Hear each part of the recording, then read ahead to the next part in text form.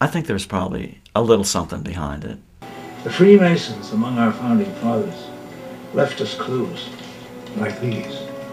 The unfinished pyramid, the all-seeing eye. They're speaking to us through these. Well, the movie National Treasure is probably the first film in many years that has given a positive spin to the Masonic Lodge. And essentially it seems to have been at least partially designed as kind of a propaganda piece for them. They were basically trying to say that these people who have hidden this secret knowledge of whatever it was, the gold stash or whatever, the Masons, are basically good guys. Because it makes them appear to be this sort of benign, shadowy group that's in the background protecting these important ancient secrets and also protecting this great, massive treasure.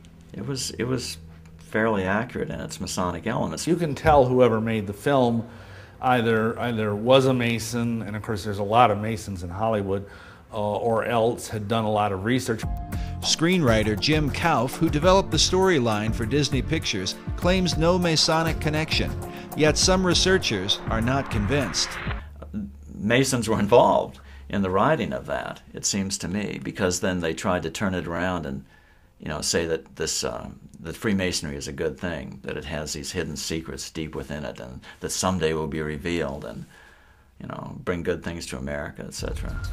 Yet did the filmmakers accurately portray the real secrets of Masonry? The thing I think that's unfortunate about the movie is, other than it kind of glamorizes the Masons, is that it makes it sound like the treasure of Masonry is monetary, that it's this enormous cachet of wealth and gold and jewels and urns and statues and whatever. And really that's not what the treasure of Masonry is. The treasure of Masonry is esoteric wisdom. It is what Masons believe. It is the secret of eternal life and immortality. And that's an entirely different thing. Conspiracy theorists have suggested that the film was intended to mislead. But the question remains, if Masons were involved in the making of the film, what would motivate them to tell a story about a society sworn to secrecy? I think Masons have been pretty desperate over the last couple decades. They've taken a lot of hits, due in at least part to my books, and their membership is declining fast. Men love secrets, and that's just a basic truism. And so if they advertise that through a popular movie, you know, maybe it would generate a little more interest. On one level, the film, I think it does some good in that it does educate people about the origins of our country and the fact that the origins of our country was very much steeped in Masonry.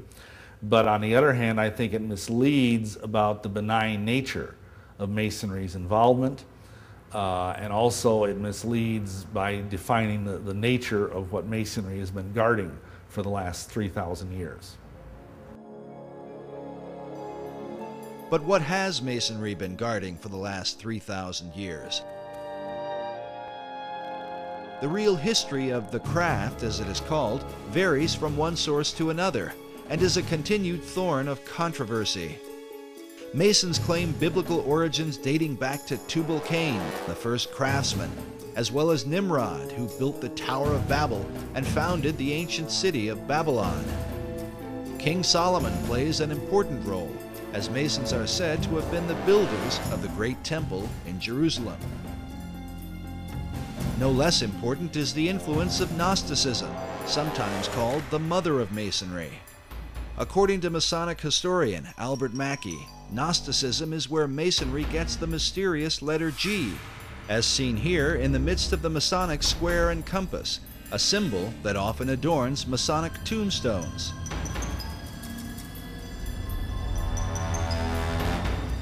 Known for rejecting the biblical Gospels, the Gnostics claimed to be the real Christians, an issue the apostles spoke vehemently against in the New Testament. The Gnostic Gospels have been promoted by writers like Elaine Pagels and celebrities such as Jane Fonda. It was the Gnostic teachings that formed the heart of Dan Brown's blockbuster book, The Da Vinci Code. The Gnostics were known to express a humanistic view of Christ, a view they are said to have exploited for the purpose of justifying their debauchery of women. Hence the tales of Jesus and his alleged relationship with Mary Magdalene, a view often attributed to the Gnostics and repeated in Brown's controversial book.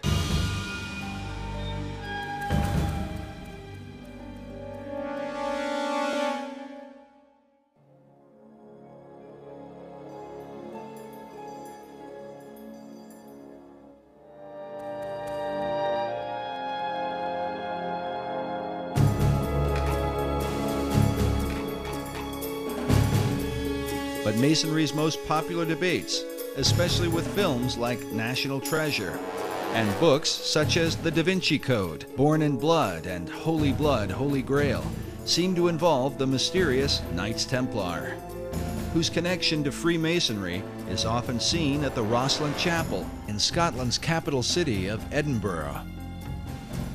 A place that not only reveals much about the Templars and Masonry, but within may be secrets to the founding of the New World.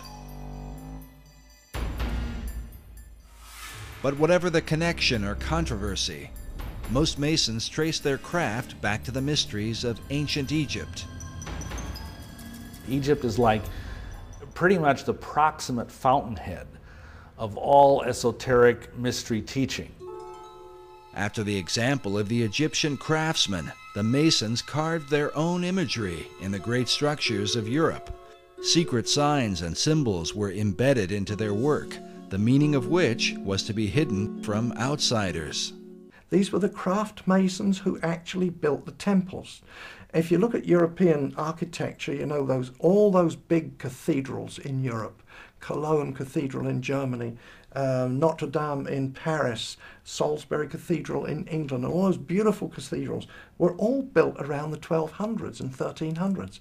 And it was these masons who knew their business, and they wanted to keep their skills secret. All the great cathedrals of Europe were built by stonemasons who had an understanding of esoteric lore, and they're basically riddles in stone. When Masons came to America, they practiced their trade in the same way they had in Europe, embedding secret codes within the design and foundation of the American colonies. Some believe this may account for the geographic location of the 5 great Revolutionary War cities. In particular, Boston, New York, Baltimore, Philadelphia, and Washington, D.C.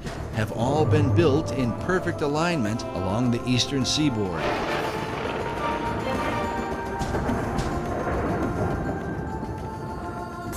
Researcher Jim Allison believes this alignment may be a part of something greater. Let me say this, I think it is very unlikely that the alignment is coincidental. According to Allison, the alignment of cities and ancient sites are part of a series of great circles that encompass the Earth. These circles are supposedly like lines of power upon which significant sites are built. The simplest example, the most obvious example of a great circle, though, is the equator, because it runs around the center of the Earth. It runs due east-west. Meridians of longitude, which run due north-south through the north and south poles, if you extend it all the way around, those are also great circles because they run through the center of the Earth. Allison claims that mystical sites like the pyramids, Easter Island, the Mayan and Aztec cities are all built upon these great circles.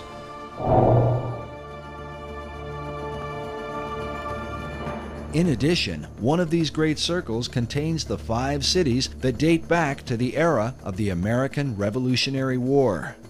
Washington, D.C., Philadelphia, Baltimore, New York City, and Boston are in fact aligned. They're fairly close together. The distance from Washington, D.C. to Boston is 400 miles. And as a result of that, you can see the alignment just on a flat map, because the curvature of the Earth is not so much over that distance to distort it. But on a three-dimensional map, it's even clearer. But is this just a curious coincidence, or could there be some hidden meaning behind it? In the 1920s, an Englishman named Alfred Watkins noted a series of straight tracks or lines upon the Earth's surface that seemed to connect the ancient monuments and holy sites around the world.